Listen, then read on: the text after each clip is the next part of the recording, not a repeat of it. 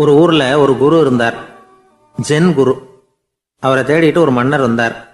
வந்தவர் ஜப்பான் மன்னர். தோட்டக்கலையை பற்றி தெரிஞ்சுட்டு போகிறதுக்காக அவர் வந்தார். எப்படி தோட்டம் அமைக்கிறது அப்படிங்கிறத பற்றி அந்த குரு விவரமாக சொல்லி கொடுத்தாரு. ஒரு நாள் 2 நாள் இல்லை, 3 வருஷம் கற்றுக் கொடுத்தார். அதுக்கப்புறம் சொன்னார், நான் கற்றுக் கொடுத்துட்டேன், இனிமேல் நீங்கள் போகலாம், போய் தோட்டம் அமைக்கலாம். அதுதான் உங்களுக்கு பரீட்சை. தோட்டம் அமைச்ச பிறகு சொல்லி அனுப்புங்க, நான் வந்து பார்க்குறேன். நீங்கள் இங்கே என்னவெல்லாம் கற்றுக்கிட்டீங்களோ அதையெல்லாம் அங்கே செயல்முறையில் செஞ்சு காட்டுங்க அப்படின்னு சொல்லி அனுப்பி வச்சார். மன்னர் போனார். அரண்மனைக்கு பக்கத்திலேயே ஒரு பெரிய தோட்டத்தை உண்டு பண்ணினார். அழகான மரங்களையும் செடிகளையும் உருவாக்கினார். கிட்டத்தட்ட 1000 தோட்டக்காரர்களை பயன்படுத்தி 3 வருஷங்கள் முயற்சி பண்ணி அந்த அழகான தோட்டத்தை உருவாக்கினார். குருக்கிட்ட இருந்து செய்தி வந்தது, நாளைக்கு வந்து தோட்டத்தை பார்க்குறேன் அப்படின்னு. மன்னர் உடனே சுறுசுறுப்பாயிட்டார். முதல் நாளே தோட்டத்தை சுத்தப்படுத்தினார். ராத்திரி பூரா யாரும் தூங்கலை. எல்லாருக்கும் தோட்டத்தை ஒழுங்குபடுத்துகிற வேலை. அது அந்தந்த இடத்துல ஒழுங்காக இருக்குதா அப்படின்னு சரி பார்த்தாங்க. ஒரு தவறும் இல்லாத வகையில் அதை ஒழுங்குபடுத்தினாங்க. மறுநாள் குரு வந்தார், தோட்டத்தை பார்த்தார். அவருக்கு கோபம் வந்துட்டுது. மன்னருக்கு ஆச்சரியம், எப்பவும் சிரிச்சுக்கிட்டே இருக்கிறவர் இப்போ எப்படி இருக்கிறாரே அப்படின்னு. மெதுவாக குருக்கிட்ட போய், எல்லாம் சரியாக தானே இருக்குது அப்படின்னார். எல்லாம் சரிதான், ஆனாலும் எங்கே அந்த பொன்னிற காற்று அப்படின்னார்.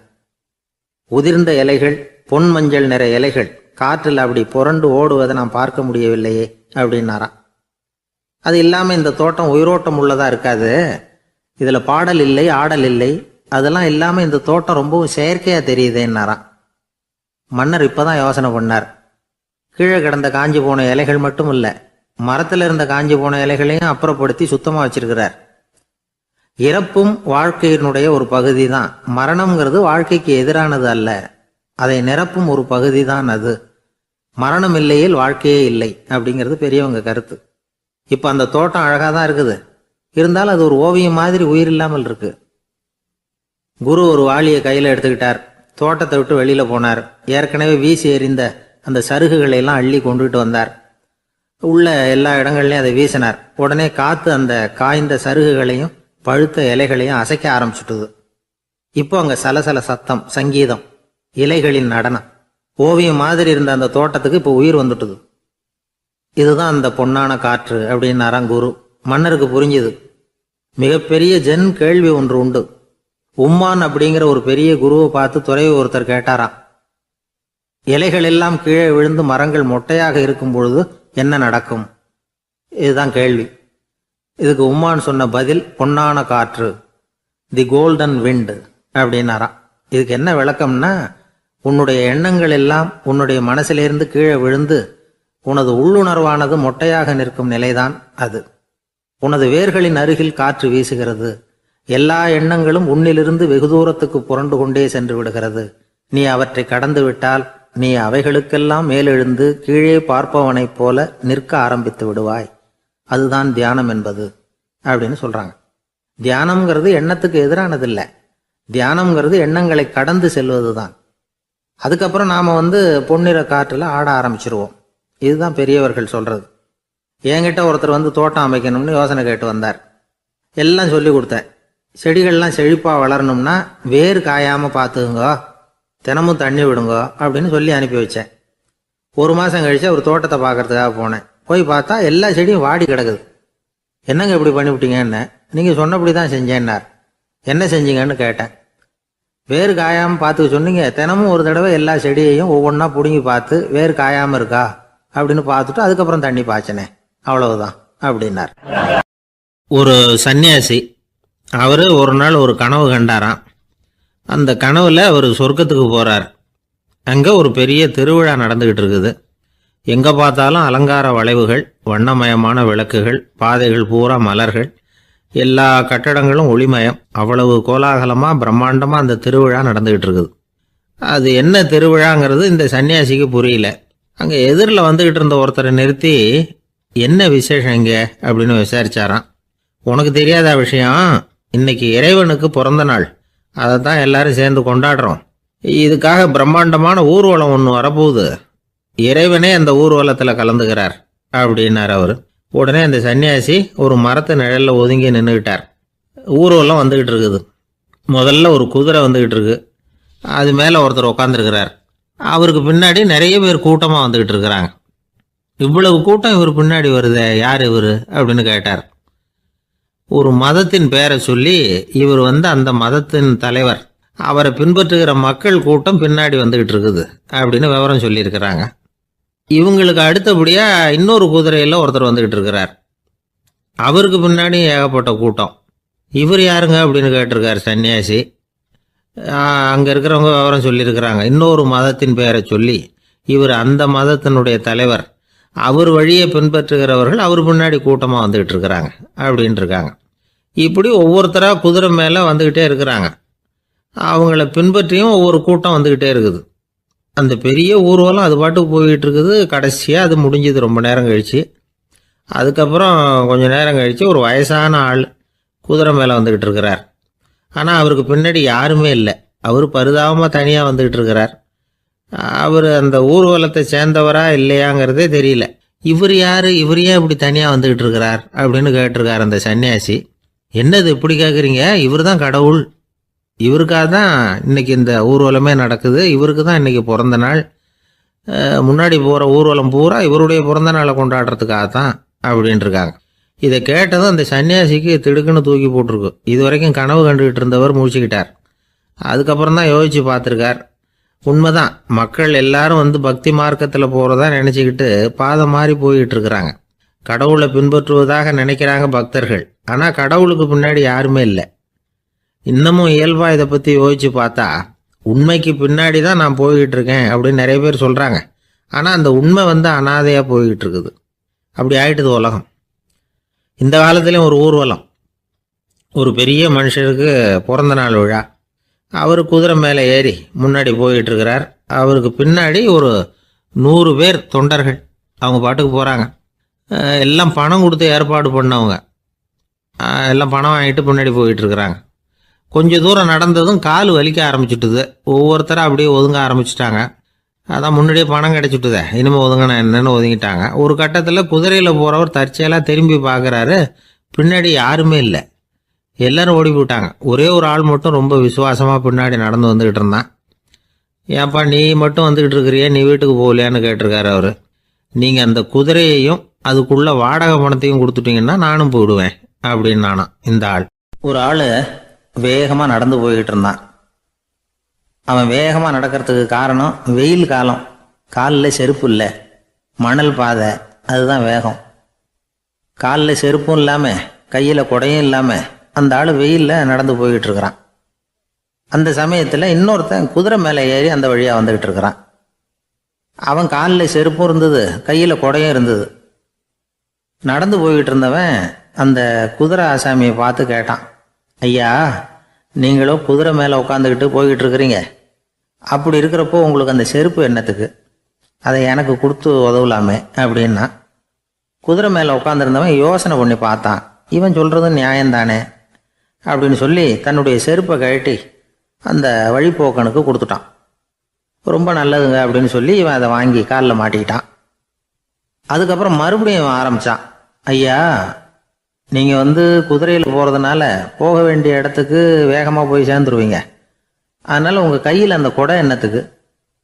நான் நடந்து போயிட்டுருக்கிறவன் ரொம்ப நேரம் நடக்க வேண்டியிருக்கும் இந்த வெயிலில். அதனால் அந்த குடையையும் எனக்கு கொடுங்களேன் அப்படின்னா. குதிரை வீரன் யோசனை பண்ணி பார்த்தான். இதுவும் நியாயம்தானே அப்படின்னு அவனுக்கு தோணுச்சு. உடனே இறக்கப்பட்டு தன் காலில் இருந்த செருப்பை கொடுத்தது மாதிரியே தன் கையில் இருந்த குடையையும் இவங்கிட்ட கொடுத்துட்டான். அதுக்கப்புறம் அவன் நிம்மதியாக புறப்பட்டான்.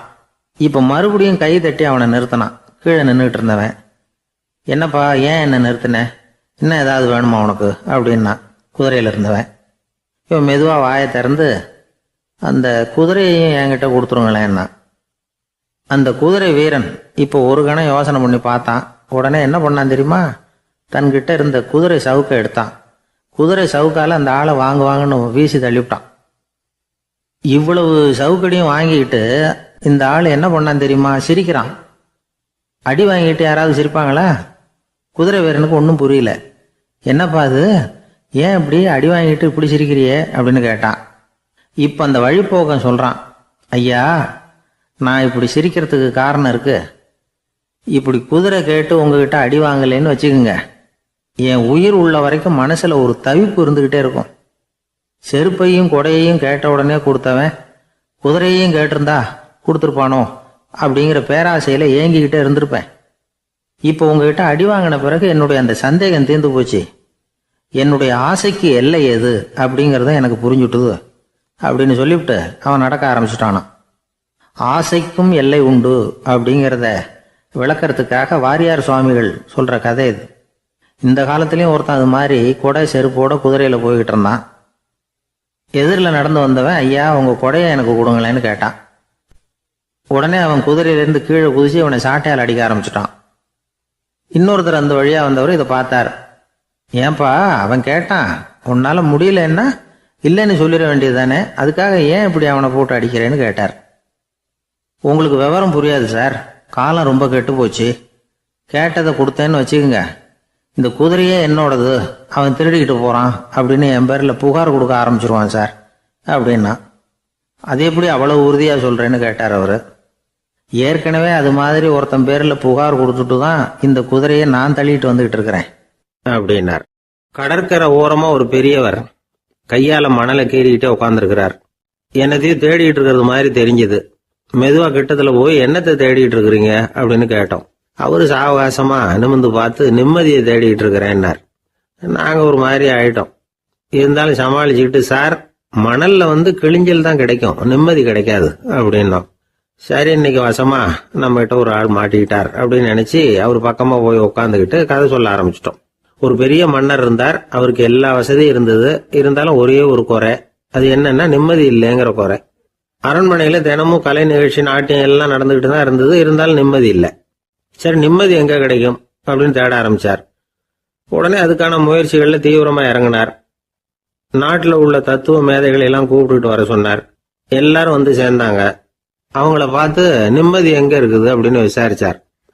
அவங்களுக்கு அது தெரிஞ்சா ஏன் இப்படி ராஜா முன்னாடி வந்து நின்றுட்டு இருக்க போறாங்க? ராஜாவோட கேள்விக்கு ஒவ்வொருத்தரும் ஒவ்வொரு மாதிரி விளக்கம் கொடுக்க ஆரம்பிச்சிட்டாங்க. எந்த பதிலும் ராஜாவுக்கு திருப்தி அளிக்கக்கூடிய அளவுக்கு இல்லை. சரி போயிட்டு வாங்கன்னு சொல்லி அவங்கள எல்லாம் அனுப்பி வச்சுட்டார். ஒரு நாள் அவர் மாளிகையில உப்பரிகையில நின்றுட்டு இருக்கிறார். அந்த சமயத்துல தெருவுல ஒரு பிச்சைக்காரன் ரொம்ப உல்லாசமா பாட்டு பாடிக்கிட்டே போய்கிட்டு இருக்கிறான். குரல்ல ஒரு சந்தோஷம், நடையில ஒரு மிடுக்கு. அவன்கிட்ட கொஞ்சம் கூட கவலை இருக்கிறதா தெரியல. உடனே ராஜா அதை பார்த்தார். ஏவலாளிகளை கைதட்டி கூப்பிட்டார். உடனே ஓடி போய் அந்த பிச்சைக்காரனை இங்க அழைச்சிட்டு வாங்கன்னு உத்தரவு போட்டார். இவங்க உடனே ஓடி போய் அவனை கூப்பிட்டாங்க. அரண்மனைக்கு வாழ்ந்தாங்க. அவன் வரல. அரண்மனைக்குள்ள அடி எடுத்து வைக்க மாட்டேன்னு சொல்லிவிட்டான். ராஜா கிட்ட விஷயத்தை சொன்னாங்க. அவருக்கு ரொம்ப ஆச்சரியம், இப்படி ஒரு ஆள் இருக்கிறானா அப்படின்னு. சரி அவன் என்னதான் சொல்றான் அப்படின்னு விசாரிச்சார். இவங்க மறுபடியும் தெருவுக்கு போய் கேட்டாங்க. என்ன பார்க்கணும்னா ராஜா விருப்பப்பட்டாருன்னா அவரை வேணும்னா இங்க வர சொல்லுங்க அப்படின்னு சொல்லிவிட்டான். அதை ராஜா கிட்ட சொன்னாங்க. அவருக்கு கோபம் வரல. இவ்வளவு சுதந்திர உணர்வோடு இருக்கிறவன் சாதாரண ஆளா இருக்க முடியாது அப்படின்னு நினைச்சார். உடனே கிடுகிடுன்னு இறங்கி தெருவுக்கு வந்தார். பிச்சைக்காரங்கிட்ட போனார். நீ கவலைப்படாம சந்தோஷமா பாடிக்கிட்டு போறியே, அது எப்படி முடியுது உன்னால அப்படின்னு கேட்டார். ஏன் அப்படி கேக்குறீங்கன்னா அவன், அதுக்கு இல்ல, எனக்கு அரண்மனையில எவ்வளவோ சுகபோகங்கள்லாம் இருக்கு, இருந்தாலும் நிம்மதி இல்ல. இது ஏன்னு எனக்கு தெரியல. இந்த தேசத்துல உள்ள அறிஞர்களை எல்லாம் கூப்பிட்டு கேட்டு பார்த்துட்டேன், அவங்களுக்கும் தெரியல. உன்னை கேட்டா தெரியும்னு நினைச்சேன், அதனாலதான் சந்திக்கிறதுக்கு ஆசைப்பட்டேன். ஆனா நீ வரமாட்டேன்னுட்டியே அப்படின்னார். பிச்சைக்காரன் கடகடன்னு சிரிக்க ஆரம்பிச்சுட்டான். மகிழ்ச்சிக்கும் உங்களுக்கும் தடையா இருக்கிறது இந்த மாளிகை தான். இதை விட்டுட்டு வெளியில வந்துட்டா நிம்மதி தேடிட்டு வந்துடும்னா. நான் அரசன், எனக்குன்னு கடமைகள் இருக்கு, அதையெல்லாம் விட்டுட்டு எப்படி வர முடியும்னார் ராஜா. ரெண்டும் ஒரே நேரத்துல கிடைக்கணுங்கிறது முடியாத காரியம். உங்க சுகபோகத்துக்கு விலையாதான் உங்க நிம்மதியை கொடுத்துக்கிட்டு இருக்கிறீங்க. என்ன பாருங்க, என்கிட்ட எதுவும் இல்லை, அதனால எதுவும் போயிடுமோங்கிற பயமும் இல்லை, நிம்மதியா இருக்கிறேன் அப்படின்னா அவன்.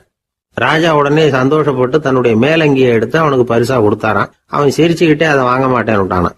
இதை நீங்க எனக்கு கொடுக்கறதுனால எந்த பயனும் இல்லை, அதே நேரத்துல அதை வாங்கிட்டேன்னா அடுத்த வினாடியிலிருந்து அதை எப்படி காப்பாத்துறதுங்கிற கவலை எனக்கு சேர்ந்துரும். அப்புறம் தூக்கம் வராது, நிம்மதி போயிடும் அப்படின்னானா. சொல்லிவிட்டு அவன் பாட்டுக்கு சந்தோஷமா பாடிக்கிட்டே போயிட்டான். நிம்மதி எங்க இருக்குங்கிறதையும் ராஜா தெரிஞ்சுக்கிட்டார். அந்த இடத்துக்கு தன்னால போக முடியாதுங்கிறதையும் அவர் புரிஞ்சுக்கிட்டார். இப்படி இந்த கதைய அந்த கடற்கரையில மணலை கீறிக்கிட்டே உட்காந்துருந்தார அந்த பெரியவர்கிட்ட சொல்லி முடிச்சோம். அவர் முகத்துல ஒரு தெளிவு தெரிஞ்சது. எங்களை நிமிர்ந்து பார்த்தார். ரொம்ப நன்றிங்க, இப்ப எனக்கு தெரிஞ்சு போச்சு. நிம்மதி வேணும்னா அதுக்கு என்ன பண்ணணும்னு இப்ப நல்லா புரிஞ்சுக்கிட்டேன் அப்படின்னார். என்ன புரிஞ்சுக்கிட்டீங்கன்னு கேட்டோம். இனிமே இந்த பக்கம் வந்தா உங்க கண்ணுல படாத இடமா பார்த்து உட்காரணும்னு புரிஞ்சுக்கிட்டேன் அப்படின்னார். ஒரு ஊர்ல ஒருத்தர் இருந்தார். ரொம்ப நல்லவர். யாருக்காவது ஏதாவது கொடுத்துக்கிட்டே இருப்பார். கொடையாளி.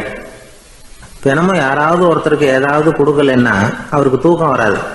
அப்படி ஒரு பழக்கம். அது மட்டும் இல்ல, அவர் கொடுக்கறது அடுத்தவங்களுக்கு தெரியாது. அவ்வளவு ரகசியமா அதை கொடுப்பார். வலது கை கொடுக்கறது இடது கைக்கு தெரியக்கூடாதுன்னு சொல்லுவாங்கல்ல, அது மாதிரி அவர். ஒரு நாள் ராத்திரி அவர் ஏற்கனவே தயாரா கட்டி வச்சிருந்த பணம் முடிச்ச கையில எடுத்துக்கிட்டு வீட்டை விட்டு வெளியில வந்தார். தெருவில் இறங்கி நடந்தார். இன்னைக்கு யாருக்கு தர்மம் செய்யறது அப்படின்னு யோசனை பண்ணிட்டு இருட்டில் நடந்து வந்துகிட்டு இருக்கிறார். யாரோ ஒருத்தர் எதிரில் வர்றது மாதிரி தெரிஞ்சுது. உடனே அவர் கிட்ட போனார். தன்கிட்ட இருந்த பணம் முடிச்சு அவசரமா அவர் கையில திணிச்சுட்டு திரும்பி வந்துட்டார். அப்பாடா, ஒரு வழியா யாருக்கும் தெரியாம இன்னைக்கு தர்மம் பண்ணியாச்சு அப்படிங்கிற மகிழ்ச்சி, மன நிறைவு அவர் முகத்துல. நிம்மதியா தூங்கினார். அப்புறம் எழுந்திரிச்சார். மறுநாள் காலையில ஊரு பூரா ஒரே பேச்சு. என்ன பேச்சுன்னா, நேற்று ராத்திரி ஒரு திருடன் கையில யாரோ பணத்தை கொடுத்துட்டு போயிருக்கிறாங்க அப்படின்னு எல்லாரும் பேசிக்கிட்டு இருக்கிறாங்க. இதை கேள்விப்பட்டதும் அந்த பெரியவருக்கு ரொம்ப வருத்தமா போச்சு. அடடா, போயும் ஒரு திருடனுக்கா உதவி பண்ணியிருக்கிறோம், பிரயோஜனம் இல்லாம போட்டுதே அப்படின்னு நினைச்சார். சரி, இன்னைக்கும் யாருக்காவது உதவி பண்ணணும் அப்படின்னு முடிவு பண்ணினார். ராத்திரி நேரம் வந்தது. இவர் வழக்கம் போல தெருவில் இறங்கி நடந்தார். கையில பணம் முடிச்சு. எதிரில் ஒரு பொன் உருவம் மங்கலா தெரிஞ்சது. இவர் உடனே அந்த பெண் கிட்ட பணத்தை கொடுத்துட்டு திருப்தியா திரும்பி வந்துட்டார். மறுநாள் காலையில ஊர் பூரா என்ன பேசிக்கிட்டாங்க தெரியுமா? நேற்று ராத்திரி நெறி தவறி நடக்கிற ஒரு பெண்ணின் கையில யாரோ பணத்தை வச்சுட்டு போயிருக்கிறாங்க அப்படின்னு எல்லாரும் பேசிக்கிறாங்க. அடடா, இன்னைக்கும் தவறுதலா நடந்து போச்சு அப்படின்னு ஒரு வருத்தப்பட்டார். இருக்கட்டும், இன்னைக்கும் ஏதாவது தர்மம் பண்ணுவோம் அப்படின்னு நினைச்சுக்கிட்டாரு. மூணாவது நாள் ராத்திரியும் புறப்பட்டார். இப்பவும் எதிரில் ஒருத்தர் வந்தார். இவர் பணத்தை கொடுத்தார், திரும்பி வந்துட்டார். மறுநாள் மக்கள் என்ன பேசிக்கிட்டாங்கன்னா, நேற்று ராத்திரி ஒரு செல்வந்தர் கையில யாரோ பணத்தை கொடுத்துட்டு போயிருக்கிறாங்க அப்படின்னு பேசிக்கிட்டாங்களாம். அவருக்கு ரொம்ப வருத்தமா போட்டுது. என்ன இது, தினம் இப்படி ஆகிட்டு இருக்குதே அப்படின்னு நினைச்சுக்கிட்டே படுத்து தூங்கினார். அன்னைக்கு ராத்திரி ஒரு கனவு. அந்த கனவுல இறைவன் வந்து சொன்னாராம், இதை பாருப்பா, நீ கொடுத்த தர்மம் வீணா போயிடல.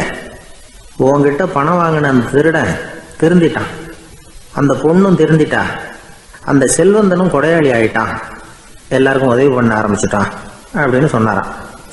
இந்த கதையை சொன்னவர் யாருன்னா நபிகள் நாயகம். இதுல உள்ள கருத்து என்னன்னா, நல்ல மனசோட தர்மம் பண்ணுனா அது வீணா போறதில்லை. இன்னொரு கருத்து, தர்மம் வந்து தன்னை மட்டுமல்ல அடுத்தவங்களையும் தீமையிலிருந்து காப்பாற்றும். இதுதான் நாம புரிஞ்சுக்க வேண்டியது. இந்த காலத்திலயும் இது மாதிரி சில சம்பவங்கள் நடக்கிறது உண்டு. ஒரு பெரியவர் இருட்டில் நடந்து வந்துகிட்டு இருந்தாரு. எதிரில் வந்த ஒருத்தன் வலுக்கட்டாயமா அவர் கையை பிடிச்சி ஒரு பண முடிப்பை கொடுத்து வச்சுக்க சொல்லிவிட்டு விலகி போயிட்டான். பெரியவருக்கு ஆச்சரியம்.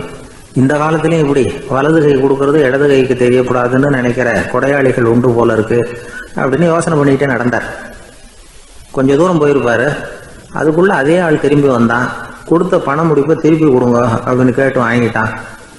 இவருக்கு ஒன்றும் புரியல. ஏன் இப்படி பண்றேன்னார். அது ஒன்றும் இல்லைங்க, கொஞ்ச நேரம் இதை உங்ககிட்ட கொடுத்து வச்சிருந்தேன், அவ்வளவுதான் அப்படின்னா.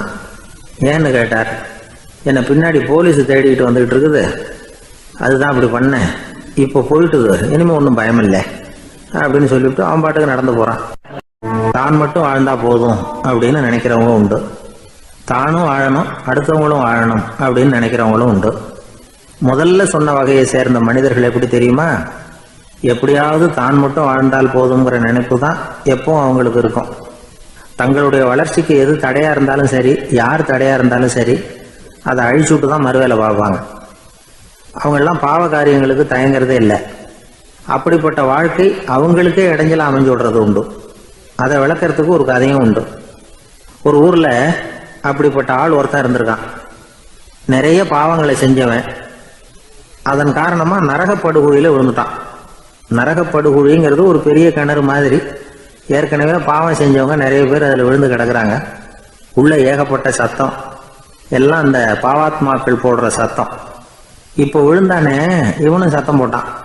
இவன் போடுற சத்தம் கொஞ்சம் அதிகமாக கேட்டுது. இந்த கிணத்துக்கு பக்கத்தில் புத்தர் உட்கார்ந்துருக்கிறார். அவர் காதில் இவன் போடுற சத்தம் விழுந்தது. உடனே அந்த கிணத்தடிக்கு போனார், குனிஞ்சு பார்த்தார். சாமி என்னை காப்பாத்துங்க அப்படின்னு கத்தனா இவன். புத்தர் அவனை கொஞ்சம் கவனிச்சு பார்த்தார். மனித சமுதாயத்துக்கு அவன் என்னென்ன கெடுதல் பண்ணியிருக்கிறாங்கிற விவரம்லாம் அவர் மனக்கண்ணில் தெரிஞ்சது. அவருக்கு எல்லாம் புரிஞ்சு போச்சு. இருந்தாலும் அவனை காப்பாத்துறதுக்கு ஏதாவது வழி உண்டா அப்படின்னு யோசிச்சார். அவன் தன்னுடைய வாழ்நாளில் ஏதாவது நல்லது செஞ்சிருக்கானா அப்படின்னு பார்த்தார். ஒரே ஒரு சமயம் அவன் தன்னுடைய காலடியில மிதிபட இருந்த சிலந்தியை மிதிக்காமல் தாண்டி போயிருக்கிறான். இந்த ஒரு காரியத்துக்காக அவனை கரையேற்ற முடியுமா அப்படின்னு நினைச்சார். அவ்வளவுதான். உடனே அவர் கையில ஒரு சிலந்தி வந்து உட்கார்ந்துதான். அதுகிட்ட இருந்து நூல் இழை வெளிவர ஆரம்பிச்சது. அந்த நூல் இழை கிணற்று ஆழம் வரைக்கும் அப்படியே நீண்டுகிட்டே போச்சான். புத்தர் பார்த்தார். இந்த நூலை பிடிச்சிக்கிட்டு மேலே ஏறி வா அப்படின்னார். என்னங்க சொல்றீங்க, இந்த சிலந்தி நூல் என்ன தாங்குமான்னு கத்தினான். எல்லாம் தாங்கும், அதை பிடிச்சிக்கிட்டு ஏறி வா அப்படின்னார். சந்தேகத்தோடவே அவன் அந்த நூல் இழைய பிடிச்சி இழுத்து பார்த்தா ரொம்ப வலுவா இருந்தது. அவனுக்கு ஆச்சரியம். அதை பிடிச்சிக்கிட்டே மெதுவாக மேலே ஏறி வர ஆரம்பிச்சிட்டான்.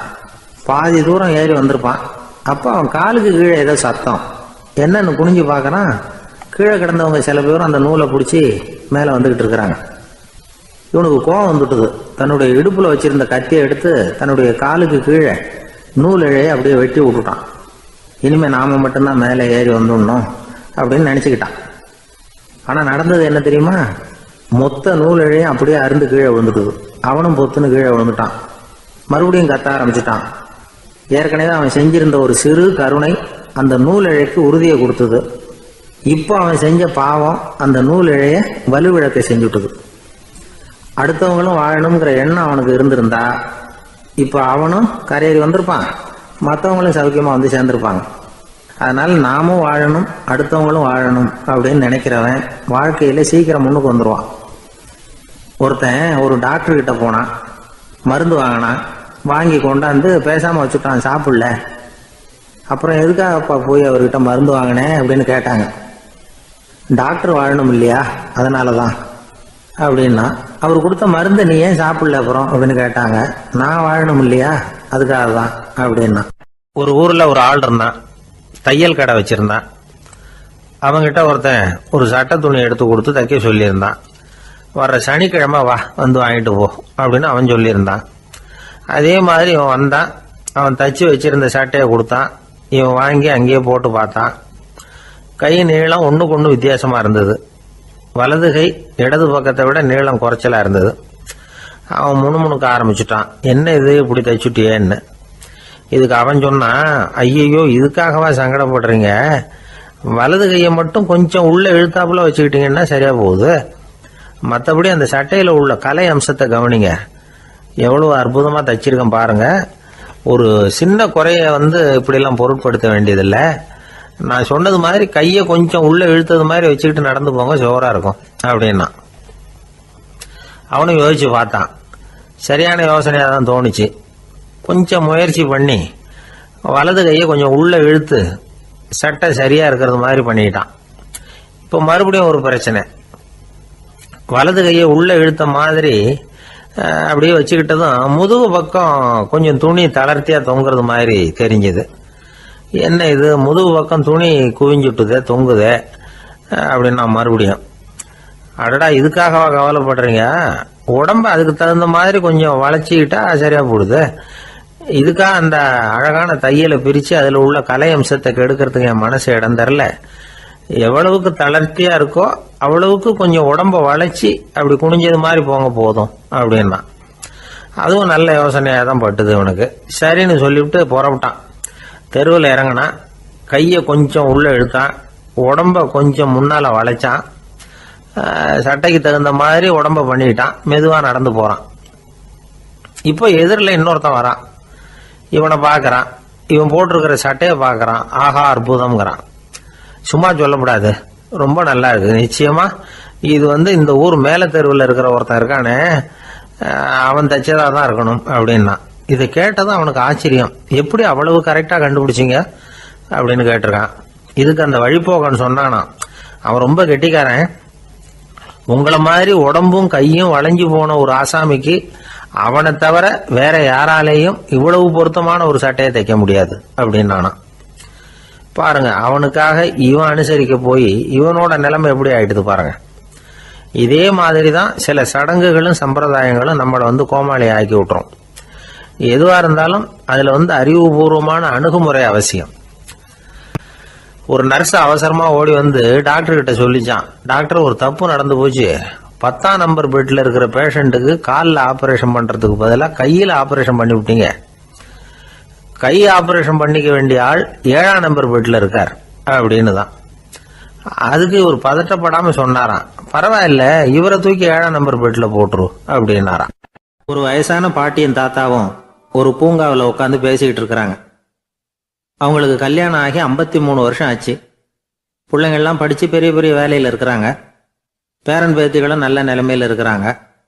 இந்த தாத்தாவும் பாட்டியும் சிரிச்சு பேசிக்கிட்டு இருந்ததை ஒரு பெரியவர் பார்த்தார். அவருக்கு ஆச்சரியமா இருந்தது. இந்த வயசுலயும் இவ்வளவு அந்யோன்யமா இவங்க பேசிக்கிட்டு இருக்கிறாங்களே அப்படின்னு நினைச்சார். சரி, நேரிலேயே கேட்டுருவோமே அப்படின்னு நினைச்சுக்கிட்டு கிட்ட போனார். உங்க மன வாழ்க்கையின் வெற்றிக்கான ரகசியம் என்ன அப்படின்னு கேட்டார். இதை கேட்டதும் அந்த தாத்தா சிரிச்சுக்கிட்டே பாட்டியை பார்த்தாராம். அதுக்கப்புறம் சொன்னாராம், நான் இந்த அம்மாவை கல்யாணம் பண்ணிட்டதுக்கும் எங்களுடைய இல்வாழ்க்கை இவ்வளவு நாளா பலம் குறையாம மகிழ்ச்சியா இருக்கிறதுக்கும் காரணம் ஒண்ணுதான். அது என்ன காரணம்னா, எங்களுக்கு இடையில பொதுவா நிறைய குறைகள் உண்டு, அதுதான் காரணம் அப்படின்னாராம். அவர் சொல்றது சரிதான் அப்படிங்கிறது மாதிரி அந்த பாட்டியும் அவரை நிமிர்ந்து பார்த்தாங்களாம். இந்த பெரியவர் மறுபடியும் அந்த பாட்டியை பார்த்து அதே கேள்வியை கேட்டிருக்கார். உங்களுடைய நீண்டகால மன வாழ்க்கைக்கு கிடைச்ச வெற்றி எதனாலேன்னு சொல்ல முடியுமா அப்படின்னு கேட்டாராம். அவங்களும் சிரிச்சுக்கிட்டே பதில் சொன்னாங்களாம். என்ன பதில் தெரியுமா?